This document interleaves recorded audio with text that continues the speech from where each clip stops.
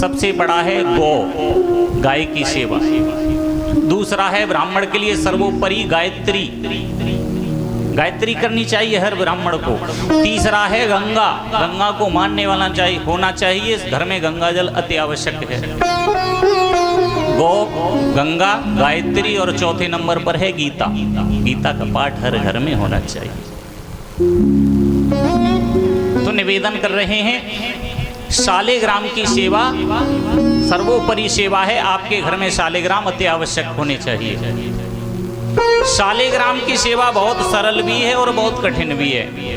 आजकल लड्डू गोपाल की प्रथा ज़्यादा चल गई है और हम तो रोज वहाँ देख रहे हैं अपने यहाँ महाराज संग लटका के और उनको चलते हैं। अरे तुम ही परेशान हो रहे हो, वहाँ इतनी भीड़ में इतनी परिक्रमा लग रही है, वहाँ खुद के लिए निकलने के लिए जगह नहीं है। बगल में बेचारे लड्डू गोपाल को लेके और घूम रहे हो, लुढ़क पुढ़क कभी इधर बेचारे परेशान हैं।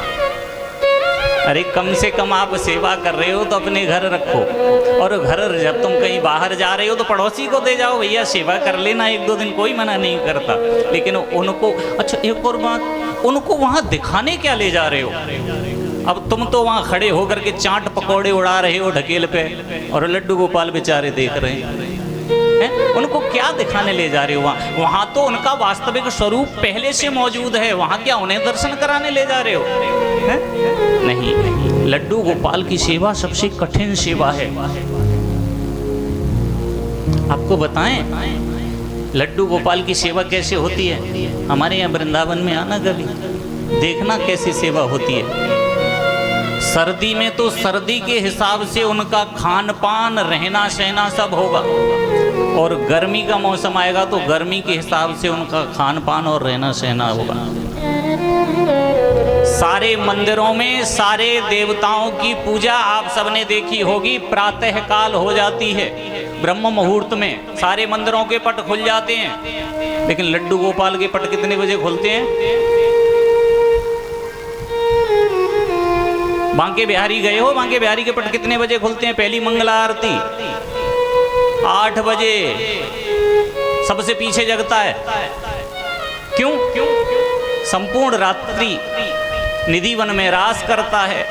को आराम से 2 बज जाएं 3 बज जाएं, जब रास कर लेते हैं थक जाते हैं, फिर उनको महाराज आराम की आवश्यकता होती है, तो सेवा कुंज में उनका पलंग लगाया जाता है। फिर प्रभु सोते हैं आराम से, फिर पुजारी भी सोचते हैं हमारा कन्हैया अभी सो गया है, इसे जगाओ मत।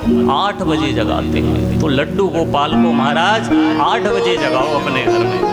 अब नियम नहीं है 8 बजे, पहले भी जगा सकते हो आप, लेकिन वास्तविकता में लड्डू गोपाल बांके बिहारी लाल 8 बजे सो के जगते हैं। फिर उन्हें जगाइए। जैसे बच्चे को घर में अगर लड्डू गोपाल है तो बच्चे की तरह सेवा है, उसकी एक कैंडिडेट है, आपके घर का एक सदस्य है, उसको जगाइए प्रेम से। जगाने के बाद आपके पास जैसा है वैसी उनकी सेवा करो।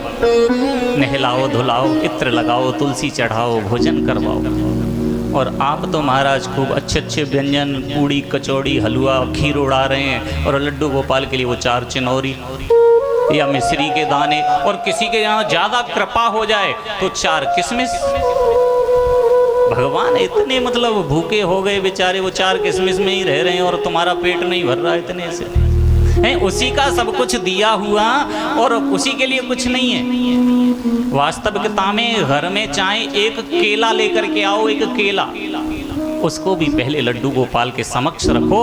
प्रभु ये तुम्हारा दिया हुआ, अरे हमारा है क्या?